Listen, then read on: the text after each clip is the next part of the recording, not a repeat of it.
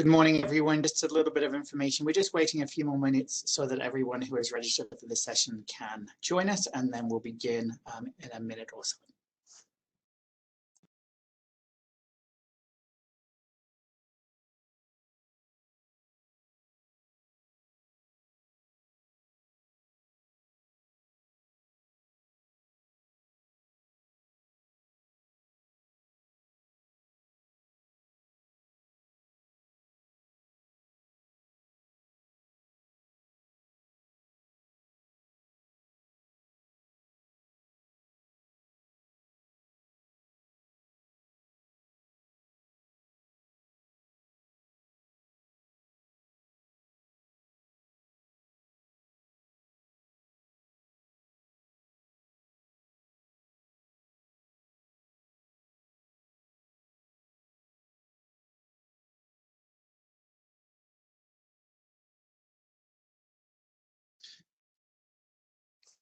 Good morning, everybody, and welcome to the 2021 Elder Justice Conference. My name is Paul Leggett. I am the Division Director for the Salt Lake County Aging and Adult Services. We are the designated area agency on aging for this region, and we are delighted to have you join us. This is the first virtual Elder Justice Conference, so I am hopeful that it goes without issue. As we've been planning this conference over the past few months, we at first we're quite excited by the notion that we didn't have to deal with vendors and food and locations, but we forgot that we had to deal with technology. So it's been a little bit of a learning curve for us, but we've got some wonderful content today, and I hope that you're able to stick around and enjoy the various sessions that we have on offer. Before I introduce our two speakers for this morning, I want to do some thanks and a little bit of housekeeping. Firstly, I want to thank our wonderful committee that has worked so diligently and so hard on putting this conference together. As I say, it's been a steep learning curve, but it's also been a lot of work in securing all of our great presenters and panelists that you will be hearing from throughout the day. So I want to thank folks on my team: Mark Linnell, Leanne Colgan, Marianne Christensen, Janet Frick, Oscar Romero, Susan Hefner, and a special thanks to Afton January, Justin Heron, and Susan Johnston for all of their incredible work to get us to this point. So thank you so much to those folks. Also, thank you to the Department of Aging and Adult Services on a state level for providing funding for this conference. And also thank you to the other area agencies on aging across the state, the Utah Association of Area Agencies on Aging. There are 12 area agencies on aging, and this is a collaborative effort, not only between Salt Lake and the state, but with all of the other AAAs that represent the entire state of Utah. It's now my pleasure to introduce the first of our two speakers this morning. Unfortunately, Mayor Jenny Wilson was unable to join us today. However, we are delighted to have join us this morning Karen Crompton. Karen is the current Human Services Department Director for Salt Lake County, i.e. my boss. So we've got to be super nice to her. And Karen is a proven executive and change maker who has experience in business, nonprofits, and government. She joined Salt Lake County in 2014, and she has the responsibility for aging and adult services, behavioral health, criminal justice services, the health department, which has been no small task over the past 18 months, youth services, USU extension services, and indigent legal defense. She is committed to ensuring that Salt Lake County is a healthy, vibrant, and diverse and safe place to live, work, and thrive. Prior to joining Salt Lake County, Karen was the CEO of Voices for Utah Children, a child advocacy organization, for 13 years, and previously held senior management positions with Sears, Roebuck & Co., where she worked for 17 years. She has also served on numerous boards, including the Utah Community Action as the current board chair.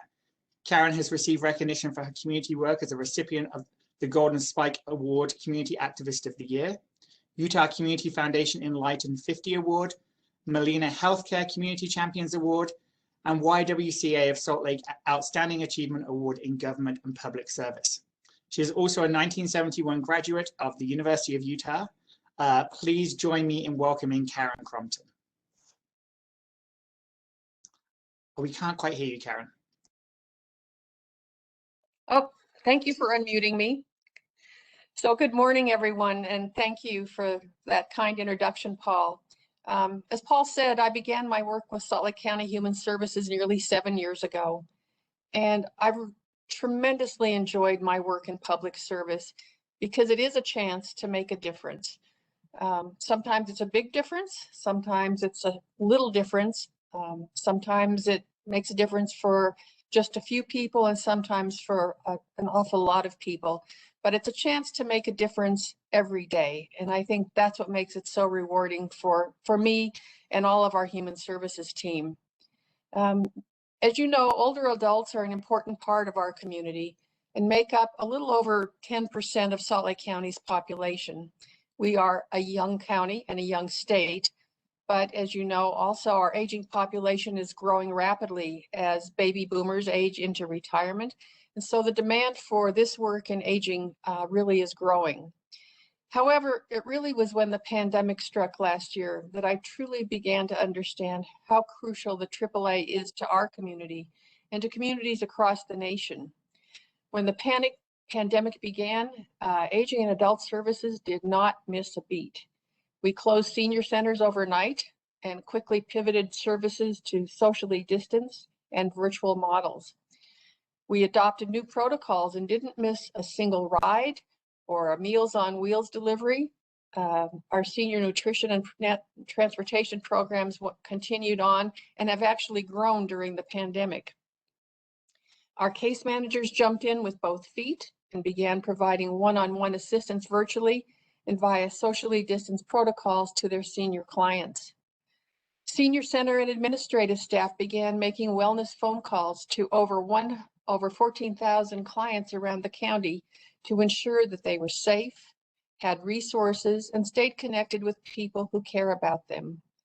To date, I'm proud to report that Aging and Adult Services in Salt Lake County has made more than 150,000 phone calls to older adults across the county. That is just remarkable. So Paul described a bit what a AAA is, and I'm sure many of you know, but some people think you hear AAA and it's the insurance company, but an area agency on aging is a public or private nonprofit agency designated by the state to address the needs and concerns of older persons at the regional and local levels. AAA is a general term. The names of local AAAs may vary. I think the pandemic put into stark relief just how important our work is across the state. AAAs provide home care, case management, Meals on Wheels, medical transportation, home adaptations, volunteer programs, and so much more, all of which are designed to stabilize and improve the lives of older people. Last year, all of you collectively served 107,574 older adults in Utah. Learning about AAAs through the lens of the pandemic has been incredible and enlightening. Your work is so crucial to the well-being not only of older adults, but our entire community across the state. You know, the pandemic really turned everybody's life upside down, both personal and professional. The way we go about our work, as we're doing right now virtually, things are starting to return to a more normal situation. We reopened our senior centers across Salt Lake County 2 weeks ago, but it's going to take time to get back to that point where we were, and we'll continue to do some things differently. There have been some silver linings that have come from this pandemic. Our virtual senior center, finding other ways to stay connected to our seniors. So we're looking to brighter days ahead. And I just want to, in closing, say thank you for the work you do every day. I'm humbled and honored to be a part of it and hope for many more years of continued service. So thank you. I hope you have a great conference today. The agenda looks terrific, and I look forward to participating in some of those sessions as well. Paul, I'll hand it back to you. Wonderful, thank you. And thank you, Karen, for those kind words and also that great overview of an area agency on aging. I think for us at Salt Lake County, and I know that my cohorts and colleagues across the state share this, is oftentimes people don't know about us until they need to know about us. And a big part of our goal is for them to know about us beforehand. So I think talking about it, letting people know what a AAA is always a wonderful thing. So thank you, Karen. I did mention some housekeeping, and I forgot to tell you what that housekeeping was. So I will tell you right now. So you've joined this session and you're probably wondering, well, where is everybody? Why can't I see all of the other attendees? The way that these sessions are set up, you will only be able to see the presenter and yourself. All other attendees are hidden from your view, and that will be the same throughout all of the sessions today. If you do have any questions. Pardon me, Mr. Leggett. Attendees, if you click the participants button in the bottom right of your screen, you'll be able to at least see the panelists. There's a participants button in the bottom right of your screen, and you'll be able to see the panelists at least. Okay, wonderful. Thank you very much, Justin, for sharing that information. Additionally, you'll see that we have a Q&A option on the side of the screen there. If you do have any questions for either Karen or for our next presenter, please put the questions in there. And if we have time toward the end of the session, I will moderate some questions for both of our speakers this morning. So thank you again, Karen, for your words this morning. We certainly appreciate you taking the time to spend a little bit of time with us this morning, and hope that you are able to enjoy some of the conference during your busy schedule. It's now my delight and honor to introduce Emily Christensen. Emily is a board-certified music therapist who has been working with older adults since 2009. She is the owner of Crescendo Music Therapy, where she and her team provide music therapy services to hospice agencies and care facilities across Utah.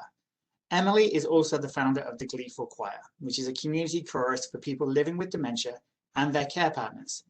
Emily received her bachelor's degree in music therapy from Utah State University and recently completed her master's degree in gerontology from the University of Utah.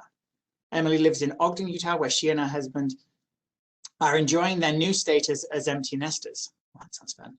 Spending as much time as possible gardening, camping, or just soaking in the great outdoors.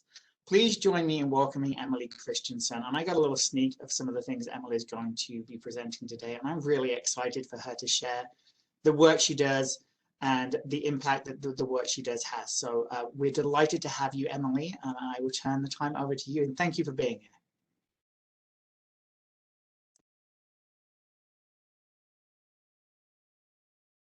Could somebody unmute Emily, please? There we go. Did I mute myself back? Oh, I'm good. Okay, and you can all see the screen. Have I got a thumbs up on my sharing going okay? I'm assuming. Yeah, we can see the screen and we can hear you. Okay, thank you. Awesome. Great, thank you.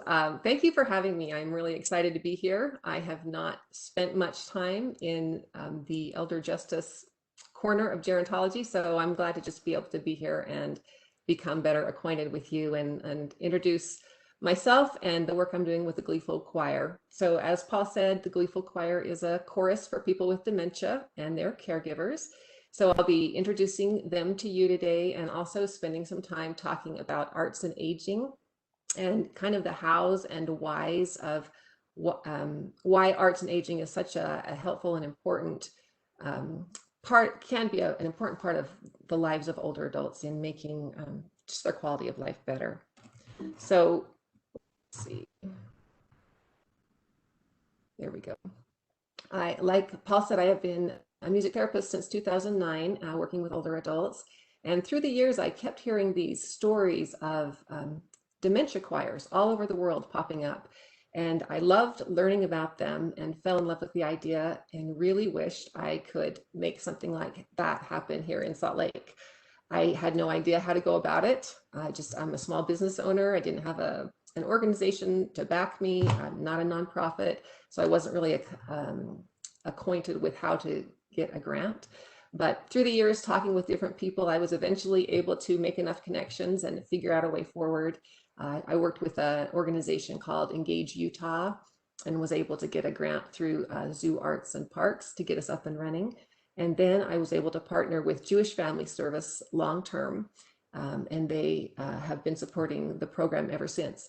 Jewish Family Service, when I approached them, they were and still are facilitators of the Music and Memory program, which is a program that provides people with dementia with iPods that are loaded with their favorite music. So they were providing that, and they were also providing caregiver support groups for partners with dementia. So this program, the choir, they felt was a good expansion of services that they were already offering. So we got started. Here is a picture of our first practice. This was March 13th, 2018. Pre-pandemic, how we operated was we met once a week at Congregation Kolami, and we would spend about an hour singing, practicing our songs, and then we would just have refreshments and visit for a half hour or so after that. We've had lots of opportunities to be in the public eye. You can see in these pictures, we had an interview, a KSL came and did an interview. That was a lot of fun. We were able to go to KRCL and be on the radioactive program. You can see it's down there all smushed into the recording studio. That was really fun. And I've been able to just several senior centers around Salt Lake. It's been a great experience. Our choir members have enjoyed performing. It's been good for them to have something to look forward to and work towards. Good for them to be able to experience that feeling of success that comes from performing, experience the feeling of contribution that comes from being in a group like that. One of my favorite comments from one of our members was that they feel very empowered through performing because they love showing people that a dementia diagnosis doesn't mean that that's the end, that you can still have a dementia diagnosis and you can go out and you can try new things, experience new things, and make new relationships. And I loved that they felt that way through choir participation. And of course, it's a great way to just spread awareness. I feel like in typical choirs, all of the energy and focus goes towards performing. And with our choir, although it's important, it's really not the most important. It's not the top priority for me. There are a lot of things that are beneath the surface. So I like this little picture of a tree. You know, the performances are what you can see, but what I'm really focusing on are the aspects of choir that nurture our members and that strengthen our members. So I want to just talk about two different ideas that are the nurturing and strengthening part of our choir. The first one is this nice long word, the biopsychosocial approach. So like Paul said, I just finished my gerontology degree about a year ago, and I had to write a paper on the biopsychosocial approach. I loved learning about this because it put everything that I've seen and believe into a nice concrete format for me to think about. So in Western medicine, we often think of health from just a medical model perspective, and sometimes define health as just the absence of disease. But in this biopsychosocial approach, it brings together several different aspects, not just our physiological health, but our social health, our relationships, and our psychological health, the state of our emotions and our cognition. And each of these things play off of each other to create, you know, us as humans and contribute to our health overall as a experiencing life as a human. The biggest example of this that we've all seen in this past year are the effects of social isolation. And the whole world has seen, you know, that if that aspect of our social health is diminished like that, the stark effects it's had on physical health and on psychological health. And so the same is true for each of these areas. Each area just can affect the others in a detrimental way or also in a building way. So sometimes if we want to affect someone's physical health, we can approach it from a psychological and social perspective and maybe tweak those areas of a person's life, and it will have positive effects on their physical health. So I love this idea. We're going to return to it over and over again. So just put that in the back burner for a second. Another thing that I learned about during my studies at the U was the field of arts and aging. So I'm a music therapist. You'd think that I would have heard about it, but honestly, I really hadn't heard about it. I didn't know very much about it at all. But the arts and aging movement is just a movement that promotes creative aging for older adults, because when older adults engage in the arts, it improves their health in those areas. It improves their social health, it improves their psychological health, and it improves physical health. When I talk about arts engagement, you may wonder, you know, what that means or what that looks like. I like to think of it in these three different areas. So there's active engagement, where people are creating art. So they are in the painting class, they are in the choir singing, they are in the play, you know, all of those things where they're the ones creating the art actively. Then there's passive engagement, where people are receiving the art. So they are listening to the music, they are at the concert, they are at the play, they are at the art exhibit, just receiving that and enjoying the arts in that way. And then there's therapeutic engagement. So this is where my world has been as a music therapist. This is when we're working with populations that have more of a clinical diagnosis, and creative arts therapists are using their medium as the tool to meet clinical goals. So there are lots of different types of creative arts therapists. There's music therapy, art therapy, drama therapy, poetry therapy, horticulture therapy. There's all these different types of therapies where people are trained as therapists, but they are trained to use their particular medium as a way to go in and meet goals. An example of this, much of my work is in hospice music therapy. One of the main goals of hospice music therapy is pain management. So in hospice, we're really team-centered. So the nurse may come in and they're working on pain management with their expertise. A massage therapist may come in and work on pain management through their expertise. And then me as a music therapist will come in and, believe it or not, there are lots of pain management techniques through music, and I'll come in and work with patients using my expertise. So that's kind of how we work as creative arts therapists. What does the research tell us about older adults who engage in the arts? The first research study done that was the biggest was in 2001. So research hasn't been happening for a very long time. But I really liked this one. This was a meta-analysis where they looked at all these different studies with lots of different art mediums that were being examined, but they pulled out commonalities in all these studies. And here's some of the things that they found. So this is, older adults who are engaging in the arts in some way. It might be passive, it might be active. Fewer depressive symptoms, decreased medication usage, increases in social connection, reduced risk of long-term care, decreased visits to the doctor, improved emotional state, higher life satisfaction, and positive impacts on cognition. So you can see from that list, that all of those things sort of fit into those three aspects of the biopsychosocial model. So now that we have kind of that background information, I wanted to plug all of that into real life. So let's plug it into the choir and see how it plays out. When I approach my work with the choir, I consider three beneficiaries that I am hoping to affect positive change for. One, of course, is the person with dementia. Two is the caregiver. And three is their relationship with each other.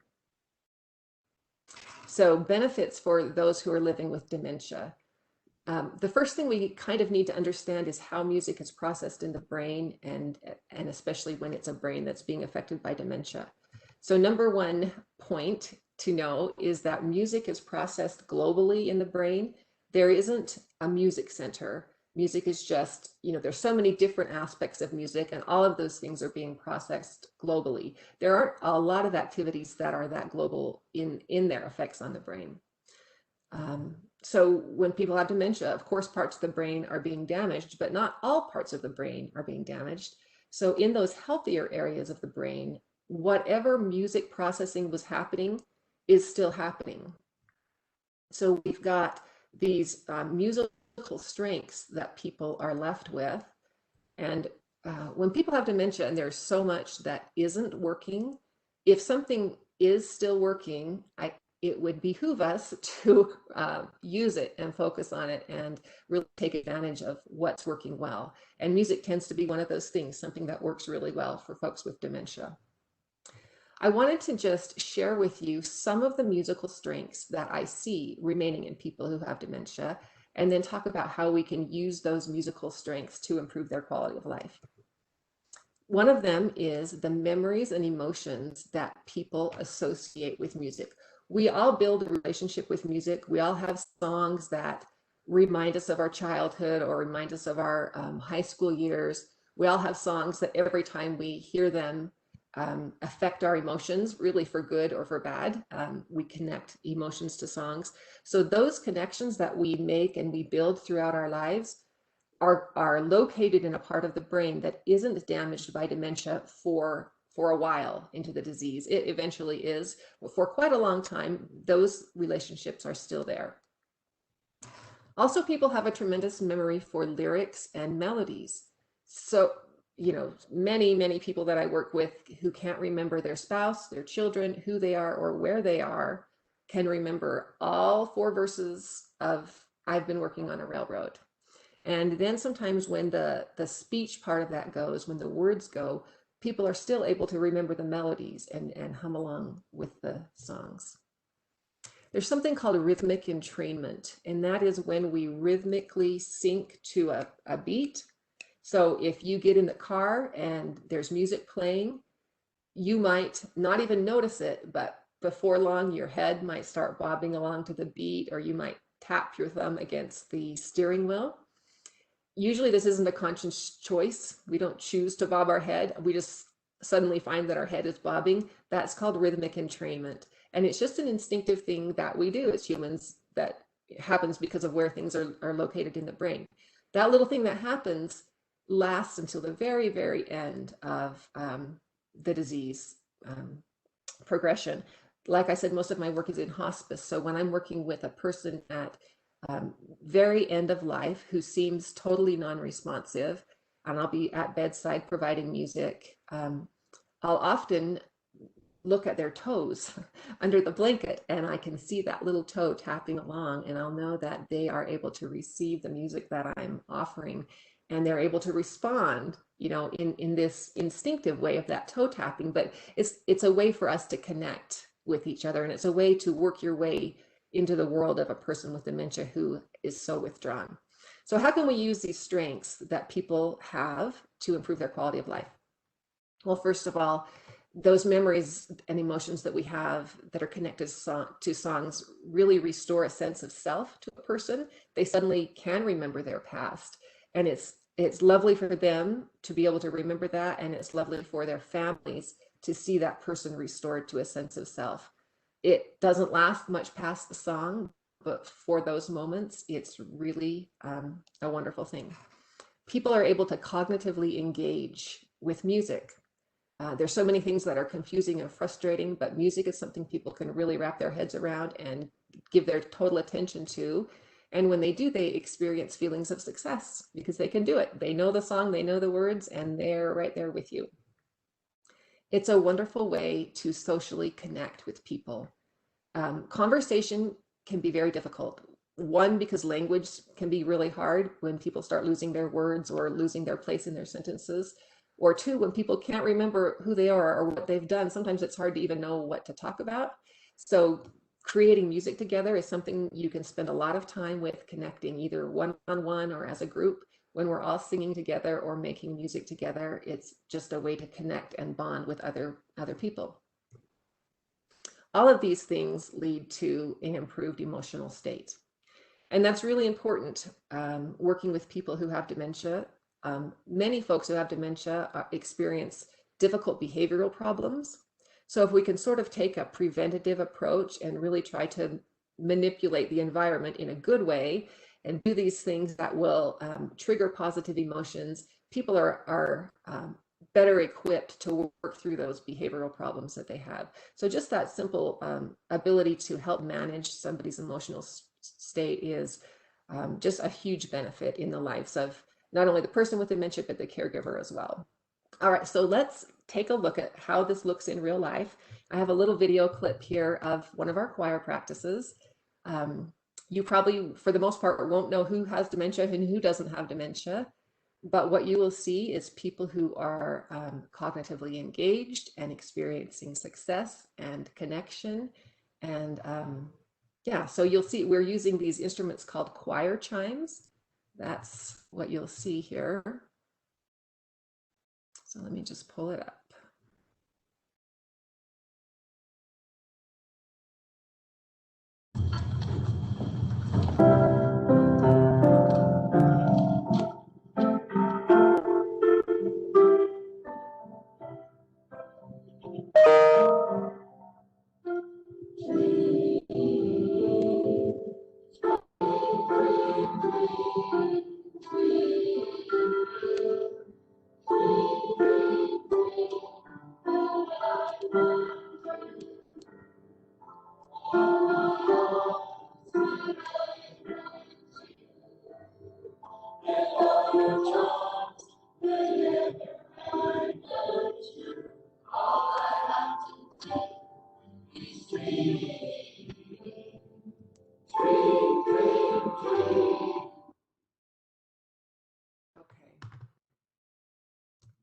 right, next up, let's talk about caregivers, how participation in choir benefits caregivers. First of all, there's the emotional benefits of music that we all benefit from when we are able to engage in music that we love and enjoy. It gives us an emotional lift, and at the same time, it tends to have a sort of a de-stressing effect. Those are all rooted in neurochemistry. So when we're engaging in music that we enjoy, we have increases in our dopamine, which is the feel-good hormone, and at the same time decreases in cortisol, which is the stress. So you kind of have that that joint effect. And for caregivers, like who could benefit? I mean, who needs that more than caregivers, right? Emotional lift and de-stressing. So they can come and just enjoy that benefit of music. Secondly, just the social connection that they experience from being at choir. A lot of people have talked about like their friends that have sort of fallen beside the, off the wayside there through the dementia process because people don't know how to interact with their partner who has dementia. So choir is a wonderful place to develop new friendships and new supports with other people who understand what you're going through. Another thing that caregivers have reported to me is that it's just relieving to come to choir. Going out in public is always a little bit stressful because you're not sure what's going to happen and how your person is going to be responding. So when they come to choir, it's okay. If something happens that's a problem or the person gets upset, everyone understands. And so it's just kind of a nice feeling of relief for them to come into a setting where they don't have to worry as much. Coming to choir becomes a respite activity for caregivers, not that they're dropping off their person and leaving, but that they can come and receive strength and nourishment while they're at choir. So let's take a quick little look at caregivers enjoying each other.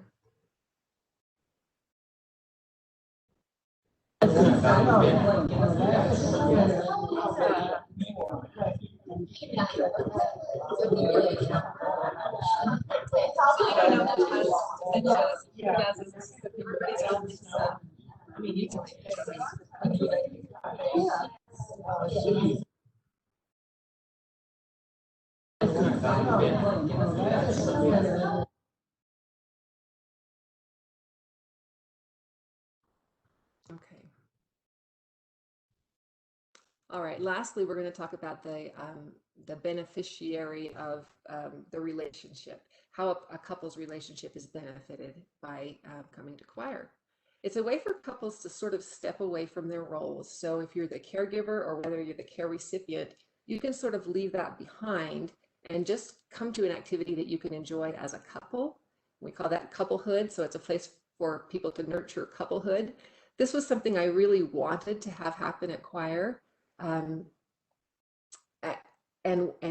wasn't really sure how to intentionally go about this, but one day after choir, I was setting up our refreshments, and there was a little bit of background music playing, and all of a sudden this happened. So I grabbed my camera and filmed it, and it was a great example of nurturing.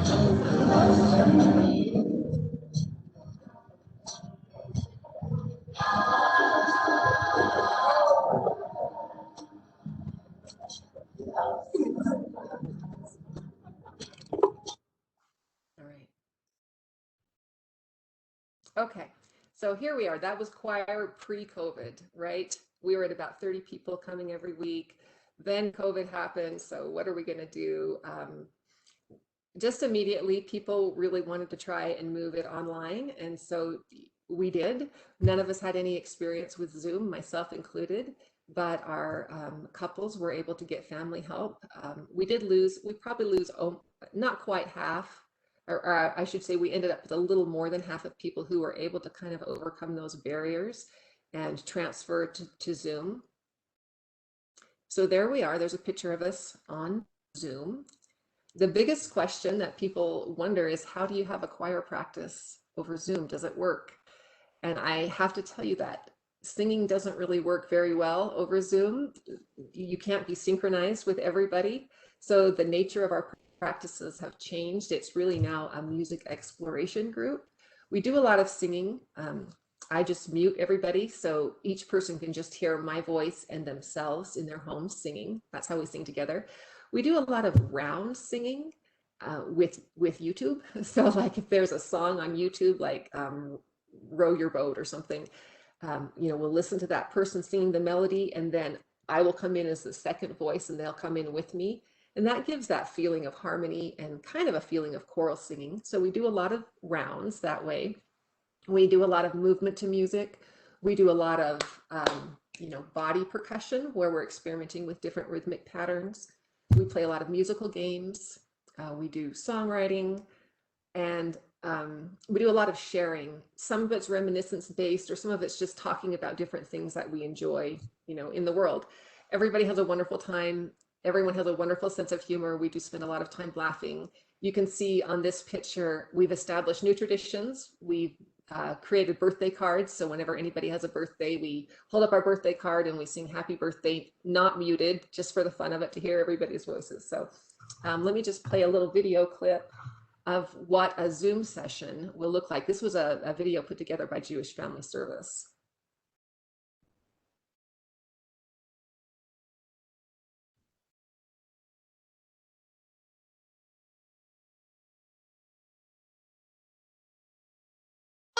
Let's do shoulders next. Up. Up. Up.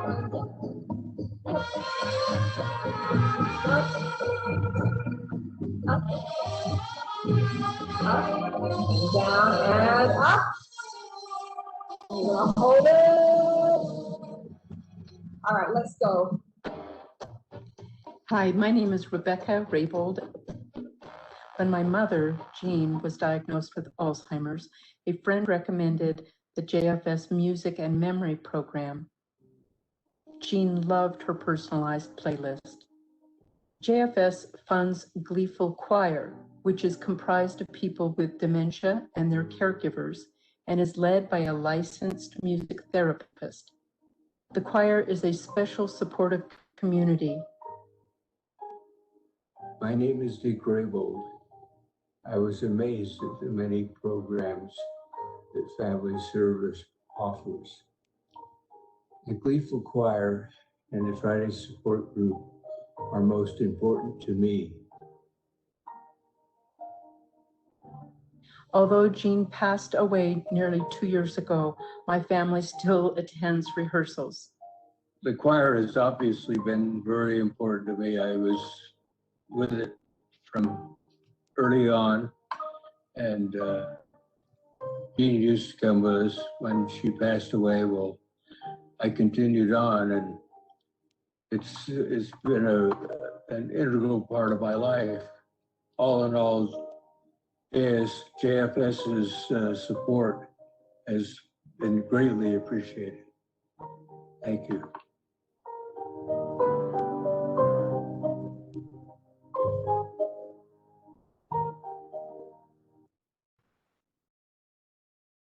All right, so as that last little part said, Dick passed away last spring. His daughter and son-in-law still come to choir every week, which is wonderful. And just a side note about Dick, he discovered through the choir that he wanted to start writing songs. So he wrote probably 5 or 6 songs for the choir. He's very talented. They're very well written. He's a great lyricist. And one of his songs is our opening song. We sing it every single week. So I love that example of arts and aging, that he was able to develop a new talent, in his later years that was wonderful and still benefits us. So this has been a wonderful program. You can see as we look back at that biopsychosocial model, how this has been a benefit psychologically to our members. This has been a benefit socially to our members. And we know research tells us that those things have an effect on physical health. So I can't help but think it's had a positive effect on the physical health of our choir members. This is great. We want to promote it, right, as much as we can. In 2014, the Utah Commission on Aging put together something called the Music and Memory Coalition, where different organizations came together to promote a program called Music and Memory, which I spoke about a little bit earlier. A few years ago, we decided to expand that program into something called the Utah Creative Aging Coalition, where we could come together as providers and organizations and really take advantage of each other's networks and support each other. we were moving forward nicely on this organization until the pandemic hit. We've been a little stalled the past year, but we're trying to get revved up. Here's some of the goals of our organization. We want to support this programs that are in existence, increase funding, partner with researchers, influence public policy, assist teaching artists and creative arts therapists in program development, and most importantly, connect older adults to arts-based experiences. So we are housed in the Utah Commission on Aging. Our web page is on their site if you want to find out more information. And some of you have, we've reached out to some of you in the past, I'm sure that are probably in this audience. It's been about a year though, so you will be hearing from us again. We're just talking about how we can start moving this organization forward. So finally, this last slide is a picture of our choir at our 1-year anniversary party. And I just want to take this opportunity to say thank you. One of the things that I have come to appreciate is the fact that the senior centers in Utah are the biggest providers of arts programming for Utahns, older adult Utahns in the state. So thank you all for the good work that you're doing for our older adults in your senior centers. I was able to go observe in the Roy Senior Center a painting class, and I fell in love with it and observed all these benefits that we find in choir. Those were the same benefits that were happening in that art class. So thank you so much. Please let me know if I can do anything to support you. Hopefully we'll have more contact and be able to support each other more in the future.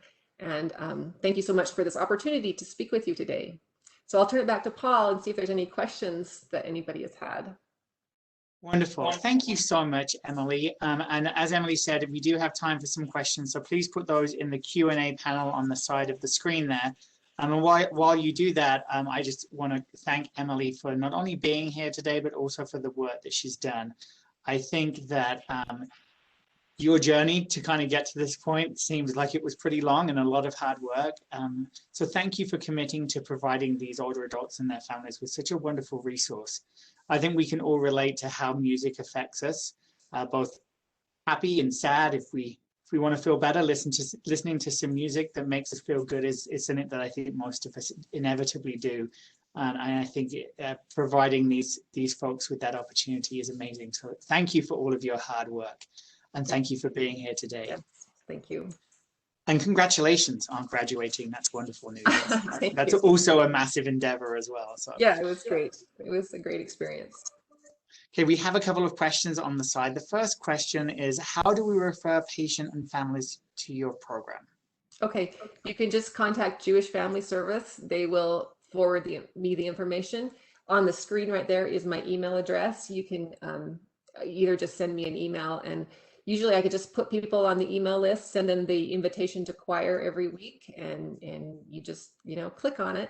And then we can, if you're interested in any of the other services that Jewish Family Service offers, we can, just connect you. Okay, well, so we have another question. Can you provide links to the videos that you shared? Oh, yeah, I can. They are all private videos. How can we do that, Paul? I'm happy to do that through this. If you send them to our conference committee, then we can put them on the Elder Justice website after the conference. Okay, sounds great. Yeah, that would be great. We'll make it happen, and then we'll let everybody that attended the conference know where they can access those. Okay. Thank you, Bethany. Thank you, Emily. The one about the Zoom meeting, that one is on Jewish Family Services YouTube page. So that one you can access. Okay, wonderful. Do we have any other questions? I know we have someone thanking you for the wonderful service that you provide, which I would again echo. Okay, we're seeing no more questions. We are running toward the end of the time with this session, but again, a massive thanks to Emily and to Karen for both taking time out of their schedules to share the work that they're doing and the things that they've learned as they've become more and more engaged with the older population. We are excited to have you go through the conference with us today. The theme for this conference is envision, oh my heavens, I don't know why we picked a word, I can't say, envisioning a promising future. And I think one of the things that is always stands out to me when we talk about older adults and services for people as they age is that's us, or it is us. A lot of times when we talk about social service or human service issues, there's a little bit of a disconnect. But for all of us, we all will either experience aging ourselves or experience the aging of a loved one. So I think there's that connection that we all have to this work, and I'm so excited that we get to talk about that throughout the day today. And our take on the elder justice theme is one that we've kind of opened up a little bit more to talk about justice in all areas of life for older adults, whether that be housing, whether that be access to services, whether that be the more traditional elder abuse issues that this conference often focuses about. So we hope that you'll find something of interest, you'll learn something new, and that you'll have some great takeaways from the conference. All of the workshops and sessions are going to be recorded, and they will be available on the elderjustice.org website next week. We will send out a link to everybody that's attended today. Additionally, you'll be receiving an email with a survey link to get credit for the CEUs. I know many of you are going to be getting CEUs today. I also want to make you aware of another event that's coming up on June 15th. It is World Elder Abuse Awareness Day, and APS are going to be Adult Protective Services are putting together a virtual symposium that will promote awareness and resources for combating maltreatment in older adults. They've got a great agenda already planned with Paul Greenwood, I think many of you know Paul, as the keynote speaker, along with several breakout sessions that cover many topics ranging from advanced directives to LGBTQ aging and maltreatment, financial scams against seniors, dementia, and resources for service providers that will be presented by 2-on-1. They also promise a few surprises in their countdown to World Elder Abuse Awareness Day. So stay tuned as that countdown begins. And also on June 15th, show your support by wearing purple to highlight and combat maltreatment in older adults. And I have a word on the street is that Tracy Lee from Adult Protective Services will be dressing up as Barney the dinosaur that day to bring awareness to maltreatment of older adults. So look out for more information coming from APS, the Department of Aging and Adult Services, or your local area agency on aging will be sure to get that information out. Thank you all for attending this opening session this morning. Our first sessions begin at 9:30. And so you have a little bit of a break, and we have multiple sessions to choose from. If you do have any questions throughout the day, please feel free to contact Elder Justice Conference Committee, and we can help you navigate those. Thank you all for being here this morning. Thank you again to Karen and to Emily for taking time, and have a great day, everybody, and enjoy the conference. Thank you.